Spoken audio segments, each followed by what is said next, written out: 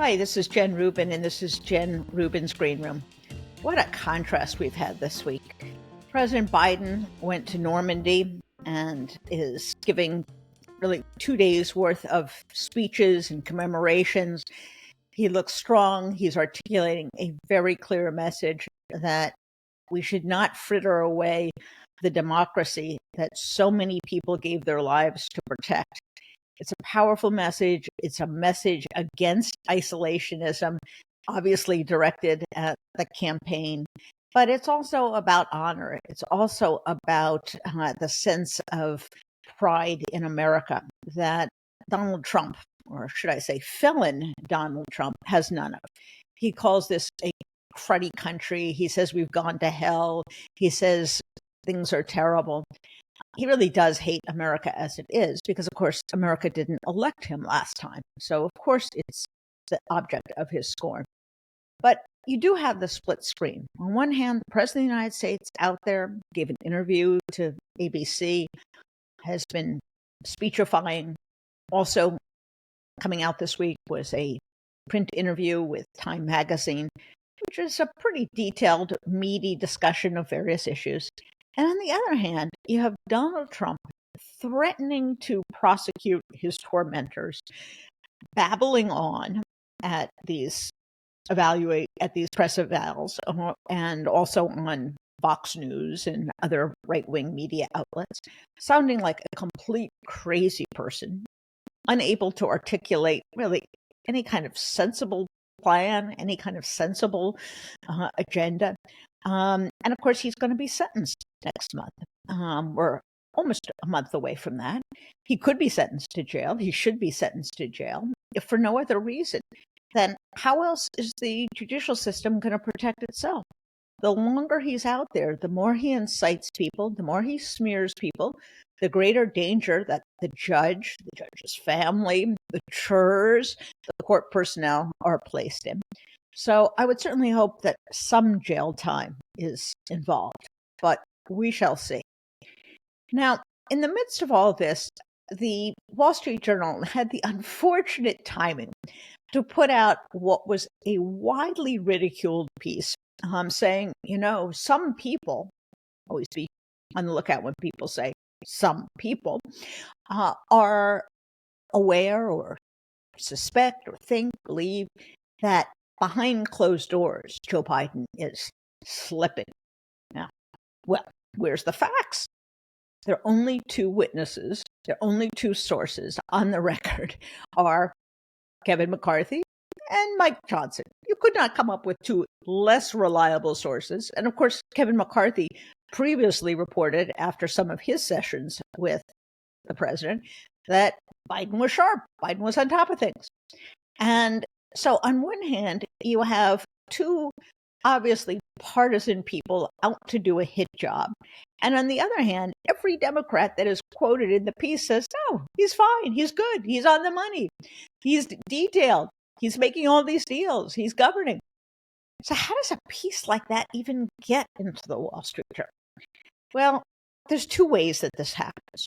One is that Republicans come to reporters with a nice little hit piece, all tied up with a bow.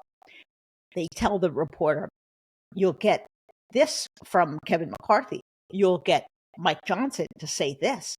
And we'll give you lots of other people who heard Mike Johnson and heard Kevin McCarthy say bad things about the president. And the reporter says, oh, that sounds good. Besides, we've been saying a lot of bad things about Trump, so maybe it's time to kind of level the playing field. So along the way, of course, they feel compelled to talk to Democrats. And in this case, the Democrats jumped down their throats. They uniformly came forward. The White House went on the record with a bunch of criticisms about this ridiculous piece. So at the end of this piece, you have a whole flock of Democrats disputing these allegations, and you have these two hacks making a story. So how does that even then get through? Well, two things. Part of it is that once a writer and editors have invested that much time, it's very hard to get them to drop it. They feel like, well, whatever it is, it is. So it didn't come out exactly as we imagined, or, I think we were fair because there's all this evidence on this side and then there's evidence on that side. No one gets the idea that this was a setup. It didn't pan out. We don't have any legitimate, valid sources. We should just drop the whole thing. It just doesn't happen because people get invested in what they are doing. So that's one way in which it happens. And the other way is that it comes from above. The editors and the owners literally say, we need to do something that's controversial and going to get a lot of clicks and is going to take the president down a couple pegs. Because after all, we've spent all these weeks covering Trump's trial. And there's been all these bad headlines. So it's only fair that we do something. And they sit around scratching their heads and thinking, well, what could we do? He hasn't really done anything bad. He's kind of been successful. Oh, we'll go back to the age issue. And that's how these things come about. They're either an internal take for the sake of fairness, or it's in essence a setup by reporters and their sources. And it just kind of goes of its own momentum. So whichever way this came about, what wound up on the page was a joke. What was unusual about the situation was how badly it was savaged by the New York Times, by Oliver Darcy, who's a well-respected media critic, by lots of other journalists who said, really? This wouldn't have made the front page in my paper. Joe Scarborough took a meat axe to the piece. And so I think it was a valuable experience insofar as the press seems to have been even embarrassed by this, ashamed of putting this thing out there, and it will hopefully deter further efforts. But it's also a confirmation that the entire age meme comes from Republicans. It's always been a Republican hit. It's always been a Republican talking point. What better proof than this very piece that the people who are pushing this are Republicans who themselves have no credibility? So I hope it was a valuable exercise. But I'd also like to point out something else about this entire age issue. We're really looking at the wrong thing. Reporters are notoriously superficial. How does he look? Is he witty? Does he move well? Is he fast on the comeback? Does he give a good speech? These are the things that they deal with. They're in the business of public speaking. They're in the business of words. They're in the business of being a media star. So that's how they evaluate a president. But that's not what being a president is. I mean, if movement and the ability to look graceful on stage was a qualification for being president, then FDR, who spent 12 years in a wheelchair, would never have made it. So they're looking at the wrong thing. And although presidents do give speeches, although we do want them to communicate their ideas, what do? They hire people, they gather data, they make decisions, they evaluate risk, they put their own personal opinions and interests aside to make good decisions on behalf of others. And by that measure, age is no impediment. And moreover, there is loads of evidence that Biden has done that not only during his presidency, but throughout his career. Look at the legislative output. Look at the fact that virtually his entire cabinet has remained with him for the full term, as opposed to Trump, who was constantly hiring and firing people who he later said were dumb and disloyal. He obviously gathers a great deal of information when he's interviewed. He has a grasp of the facts. He actually reads things, unlike his opponent. So when you get down to being president, I think there's no doubt that President Biden is doing the job. And I would argue that the job of doing president and being president improves with time because it's about experience. With age, with experience comes better judgment. And you want someone who knows the people on the world stage. You want someone who knows members of Congress. You want someone who has been through budget fights before. So you have that on one side. And on the other side, You have someone whose brain is clearly discombobulated, who, as I mentioned, couldn't hire good people. He was going to hire only the best people, and apparently he wound up hiring the worst people. He wouldn't read anything. The national security folks reported it was virtually impossible to brief him because he was so ignorant and had such a short attention span, never understood basic concepts like the alliance. That's a person who does not have the capacity to be president. And most importantly, he is incapable of making decisions on behalf of others. It's always about him. It's all about him. He used the presidency to make money from his hotel and his other properties.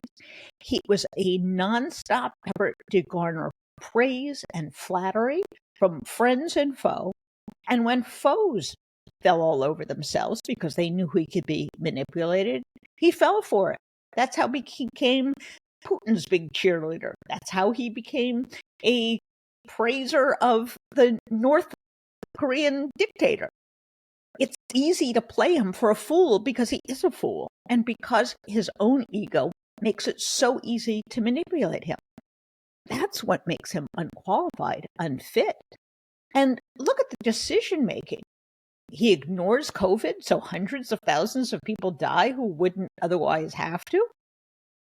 Does he make good decisions? Does he put together big ideas and create good outcomes? Well, one of his outcomes was he wanted to take away healthcare. He failed, but that was his idea of a good idea. And when it came to infrastructure, he was never able to accomplish anything. So who is fit? Who is capable of doing the job of being president? It has nothing to do, this critique, with ideology. You can think some of the decisions that President Biden were not ones you would like, or were bad, or were mixed. But he's doing the job. He has the capacity to be president because he has the character, he has the intellect, he has the habits of mind that allow him to do the job. And Trump has none of that. So given the choice between someone who is just 3 years older than someone else, what would you do? And just remember, Trump is an adjudicated rapist. Would you want him doing any job for you? He is now a convicted felon. Would you want him doing any job, let alone the presidency? It's patently absurd. And because it is so absurd, you realize that the coverage of this election is entirely out of whack. Because if they leveled with the American people, if they pointed out to them just what I did, which is just facts, it's not whether I like the output of the Biden administration, it's just simply observing what these people are capable of doing, there would be no contest. It would be obvious that Trump is entirely unqualified and dangerous. But they can't do that. Because why? Because they feign this objectivity. They say they're going to be balanced. They don't want to offend a whole bunch of potential readers and viewers. Like those people are going to pay attention to mainstream media outlets anyway. But this is why they get themselves tied up in knots, covering a race that we are not watching. What they are covering is not what is happening. And if you're frustrated with the media, you should be, because they're not covering what they should be, and they're covering things that they imagine are important, and they aren't. Well, the good news is some things do break through, and I do believe the conviction will break through. Clearly, the Biden team now refers to Trump at every turn as a convicted felon. Clearly, when he gets on the stage, if he gets on the stage, Trump is going to reveal more of who he is. We've seen Biden in impressive settings, and we do see more of the babbling, incoherent, angry Trump.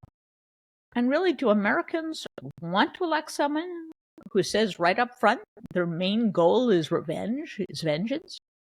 So I think we do have an opportunity to break through. It's going to take nonstop hammering home these messages, these images. A huge percentage of the electorate is not yet paying attention. And let's be honest, the election is going to come down to probably 3 states, Wisconsin, Pennsylvania, Michigan. And it's going to come down to maybe a few 100,000, maybe even tens of thousands of votes. It's going to be very close because so many people have lived the past 4 years, the past 7 years in a complete bubble. And they believe what Fox News tells them. They believe that somehow they're victims. They believe that the liberal elites are out to get them. So a great many people are immovable and are not open to any kind of new information. But there are people who are just kind of going through their lives, haven't really tuned in, literally as well as figuratively. And when they do, hopefully they will get it. And that's why repetition and force of message is so important, and why all of you are important, because all of you interact with friends, with neighbors, many of whom are not political. And so you have an opportunity to reach those people when they do turn their attention to politics, when they do start paying attention. You have the ability to influence them.